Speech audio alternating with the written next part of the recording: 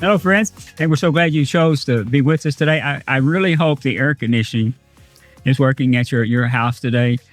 It will get cooler somewhere around Thanksgiving to Christmas, something like that. I heard somebody tell me the other day there's 4 seasons in Texas.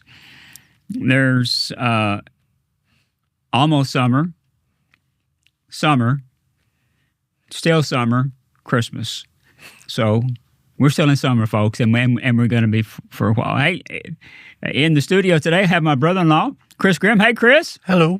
How are you doing today? I am upright and mobile. Yeah, married to my favorite sister. Yes. Hopefully the other sister's not watching today, right? She will be.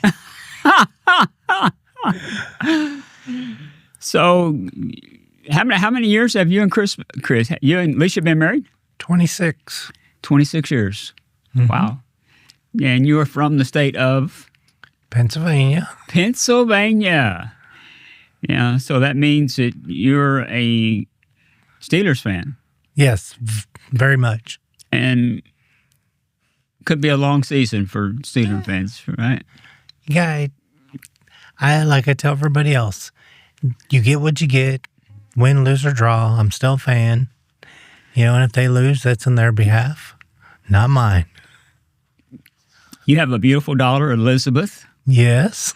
And Elizabeth is living her dream, right? Very much. Yeah. She is 100%. Yeah. And her dream is? Being a teacher. Being a teacher. I guess school starts next week, right? Yep, Wednesday. Well, this will have already, I'm sorry.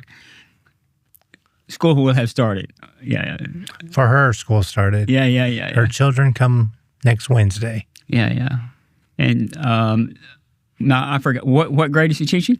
4th grade, math and science. 4th grade. And she's had this dream her entire life. Day one. Yeah. I think I remember her telling Granny that she wanted to be a teacher, and that would have been a few years ago. Many. And the Lord has provided every step of the way. Yes, He has. For her, for this to happen. So, at a very early age, you had some health problems. Oh yeah, from birth. Oh, from birth. Tell us about the journey. I was born a blue baby. Well, and when they went in, they did a couple surgeries. They took care of all that. But then I was born with tetralogy of flow, which is your wiring in your heart is different. And a lot of children back in the 60s, didn't make it to be a month old, let alone a year. And like I tell everybody, I've outlived or they're retired every doctor I've ever had. And for only supposed to be expected to live a month, I'll be 60 this year. So God's got me. Yeah. And at an early age, too, you had some valves. Oh, yeah. Back in 84, I had 2 valve replacements, aortic and pulmonary. And I only have 1 lung that works, so But those valves are unusual valves. Yeah, they're mechanical. They're St. Jude's mechanical valves. They don't do a double mechanical anymore. And so, because now they do mechanical and a pig valve, which they're just as good. 2 mechanical valves. And so if somebody would like to have something unusual to listen to, they can, for an offering. I had a batch of students come in one time I was in the hospital, and I was just trying to make light of everything because the main doctor asked if his students can listen to me because they wouldn't hear the double anymore. And so I'm like, sure. I said, I charge $50 a listen. And this one young student stood in the back, stayed in the back, did not come through. And then all of a sudden we're like, why aren't you? She goes, I don't have $50. I said, come listen. Oh, but it's good being, helping people know what's going on. My parents always said, well, you're a guinea pig. Well, then let's guinea pig it up. Yeah. You're on the heart transplant list. And, well, we kind of have on hold right this second. Okay. Because of my one infection that won't close up. Yeah. Okay. But other than that, yes, we're waiting to get that cleared up so we can do. Yeah. So when you and Alicia first got married, you worked? Oh, yeah. Some kind of video company. It's been a while. Yeah, I'm a electrical engineer by trade, and I worked for a company that did movie systems, satellite systems, internet systems, and security systems in hospitals and hotels all over the U.S. and Canada. So I've been blessed to be able to go all over the U.S. and Canada. So it was a fun trip while God let me have it.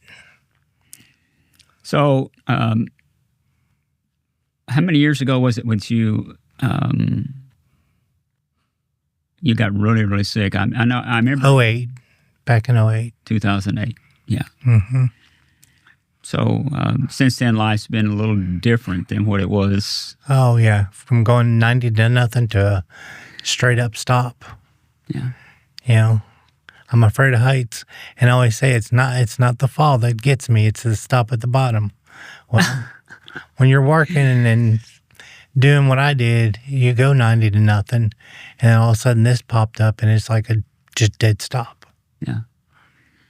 Since then, you've seen a few doctors. Every doctor that's known to man for the body, liver, kidneys, you name it. I didn't know there was that many doctors, that many specialists, and I've met them all. UT Southwest is my favorite place to hang out. That's your private resort, right? Oh, yeah. So normal life for you is defined a little differently than when you were younger. Oh, yeah. Now it's, everybody's like, well, so then I'm disabled. So in a sense, I'm retired, but I had to find something to do because you can only watch so many TV shows till you go crazy. I don't like to read. There's 3 books in my life that I read straight through, and Bible's one of them. And then Speed Racer was another one. And then I did the first book that Phil Robertson put out about his life. I read that straight through. Other than that, just Bible I can pick up anytime and read. Give me a manual, though. Love reading a manual because I'm weird that way. Yeah, I will say that reading manuals is probably not real high priority in our family. It's kind of like Christmas morning when you're supposed to get all those directions out. You're going, no, I don't think we need those. Let's get the tools out. But I learned from that, though, because we were just putting a desk together for our Spanish pastor that we have now at our church. And I'm like, we're reading directions going, how did we put that in backwards? We didn't read it. We looked at it and it said it goes this way, and then found out if we would have read it, it would have been flipped the other way, and everything would have been fine. So, learning. So your normal, your definition for normal has changed. No. I have to keep going. Keep doing what I do.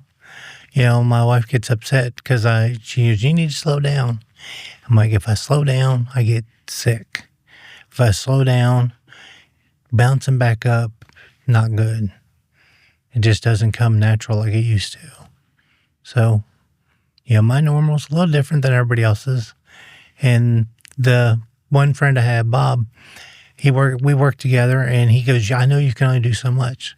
But you being here helping me and only being able to do a little bit is a lot. So I'm learning that, okay, because I always thought, well, you're a failure because you can't do what you could do.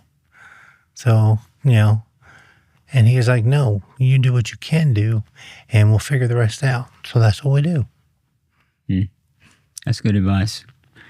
Because there are a host of people out there today that their normal has changed, and some people, particularly men, we pride ourselves in what we can do, and when we can't do what we used to do, we feel like maybe we are or should be discarded. Maybe the challenge is our value is based on what we can accomplish. What would you say to them? Don't downplay yourself. Just keep doing what you can do. And as long as you in your heart understand, God takes care of the rest. He will make sure that you do what you can. And he only puts on what you can handle. And he never said it was going to be easy. That's the one part that I fight with every once in a while and that's remind myself, it's not an easy trip to get to where I want to go, but as long as I keep with it, everything's going to be fine. Yeah. Trip. Most of us approach our faith like it's a sprint and not a marathon. Well, I'm the guy that walks in the back of the marathon, the sprint to get there, because through life, you're going to get there at his time, not yours. So why be in a rush? And I always said, don't pray for patience because you're not going to like it. And just do what you can do. Quit speeding, because I used to be a speed demon. I don't do that. Well, I can't drive anymore, but still, it's like I learned to slow down, and God will get me there when it's time, and not before. Yeah. There are men and women out that they're watching today, or they're listening to this podcast.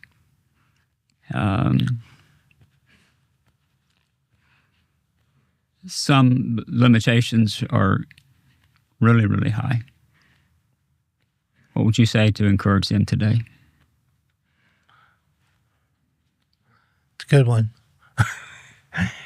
Stay strong in your faith. Don't be afraid to ask for help, ask for direction, and, again, throughout the years, I learned that God has my back no matter what.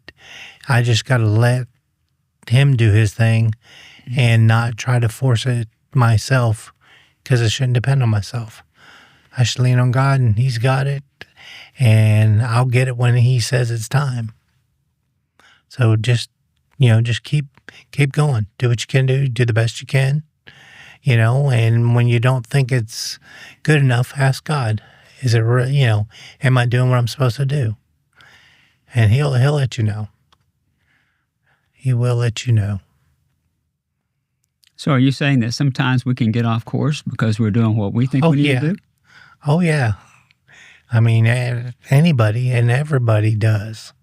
It's like I always say, when God gives you a road, he puts a fork in there, you're going to go, my thing is right is the right way and left is the wrong way.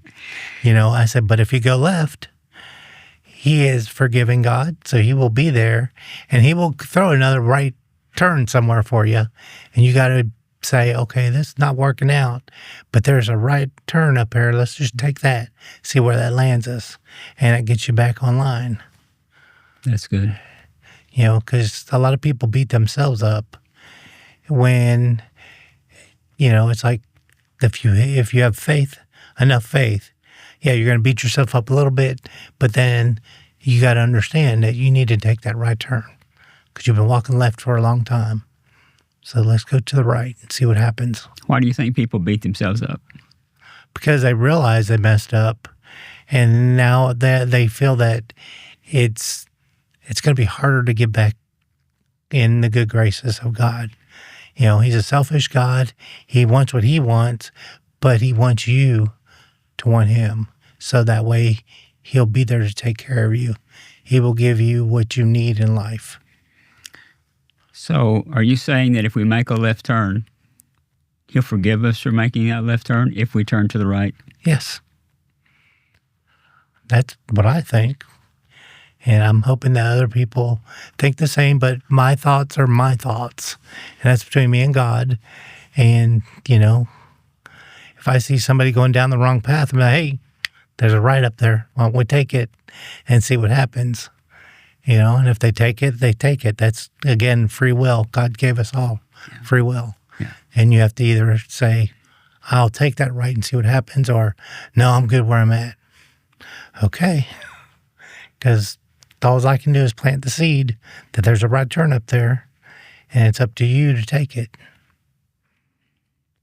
Lamentations chapter 3, verse 22. Each week, Chris, we try to give people a nugget, something they can use.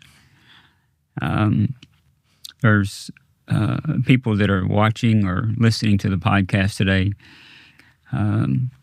They took that left turn, and they're trying to figure out what to do. Well, Lamentations 3 reminds me of what you said. The faithful love of the Lord never ends. His mercies never cease. Grace is his faithfulness.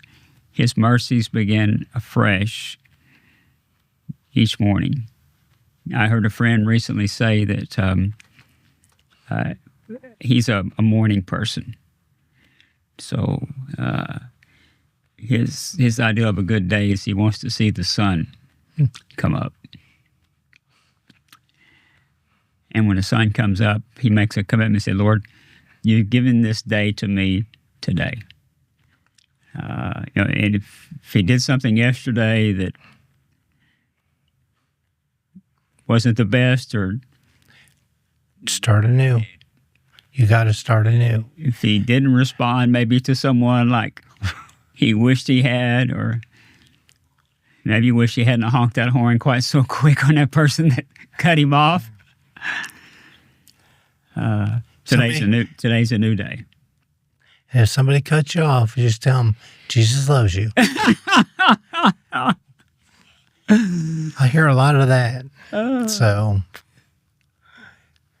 Well, no matter, I think what the Lord is telling us here in Lamentations, no matter what you're facing, God's love does not stop with your current situation. Never. And he'll give you opportunity to continue on with him. And I'm going to remember that. There's always another right turn up there. All you got to do is look for it.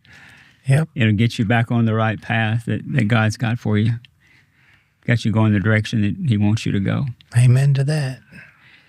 Of our dream to construct new facilities.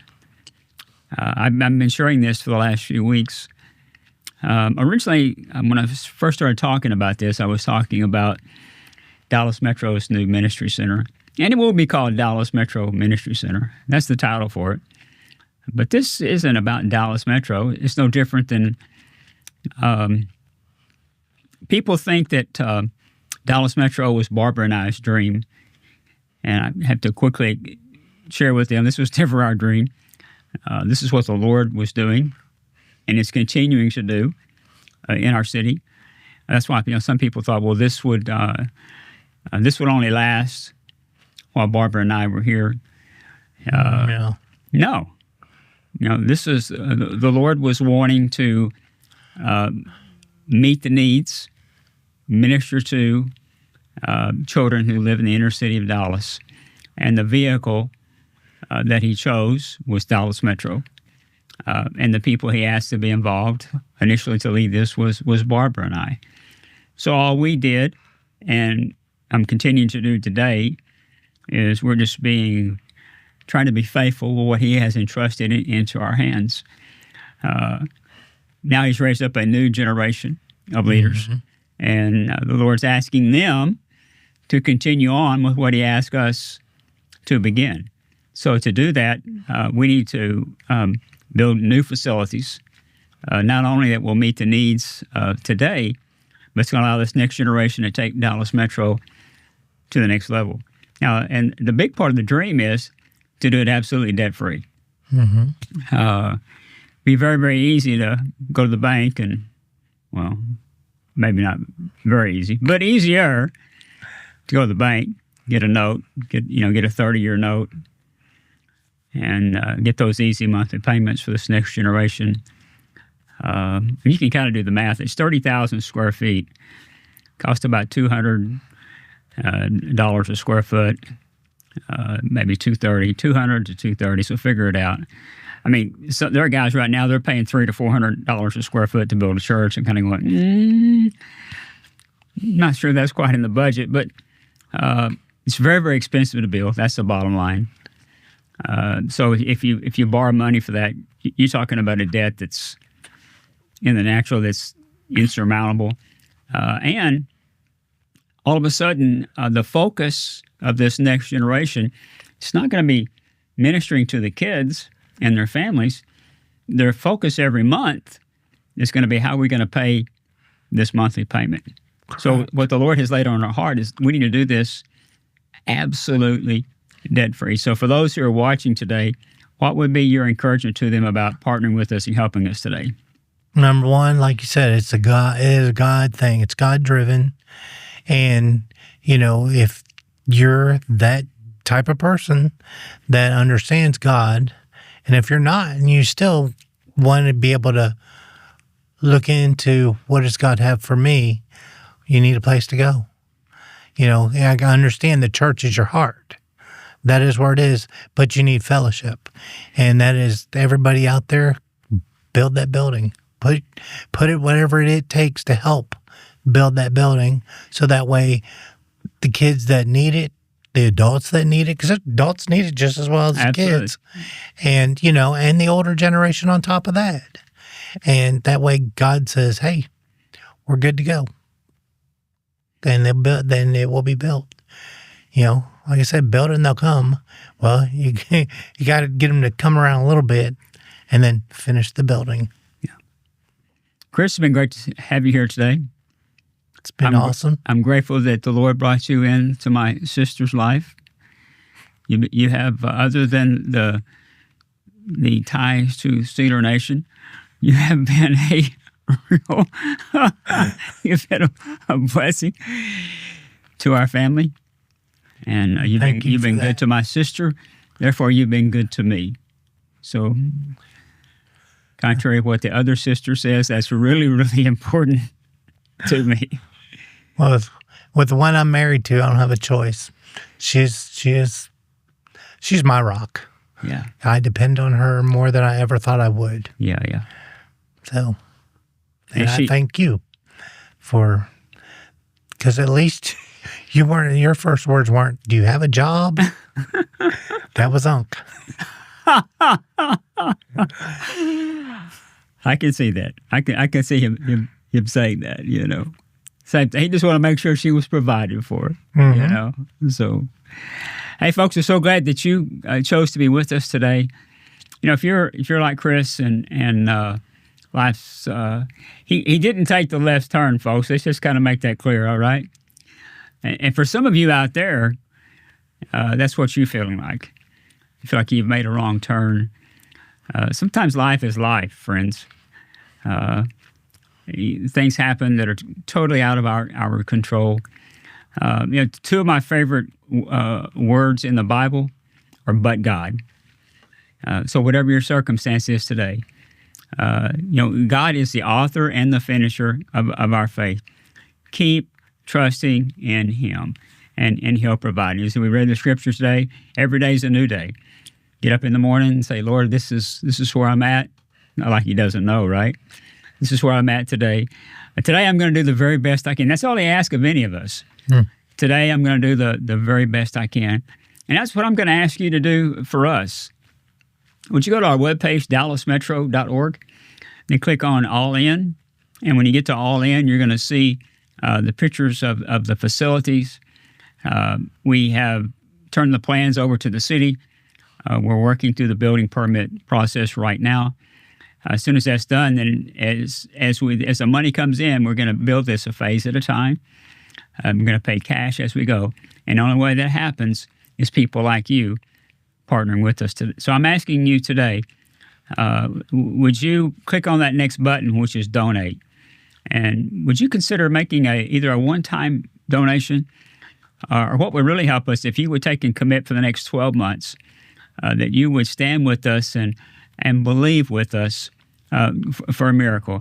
You know, I said this the last couple of weeks on the podcast. I'm going to say it again today. Can you imagine? Picture in your mind. Look at those pictures online, and you get a great picture of what the facilities is going to look like. It's going to be phenomenal. But can you picture standing there on the outside of that building, and the ribbon cutting is taking place, and you are there, and you are excited just like we're going to be excited, because the Lord has asked you to be a part of what He's doing in our city. I don't know if that excites you, boy, it excites me. We would love to have you with there. So would you prayerfully consider making a donation today so we can get started for the glory of the Lord Jesus Christ? And we're so glad you chose to be with us today. Be safe. See you next week. God bless you. Bye-bye.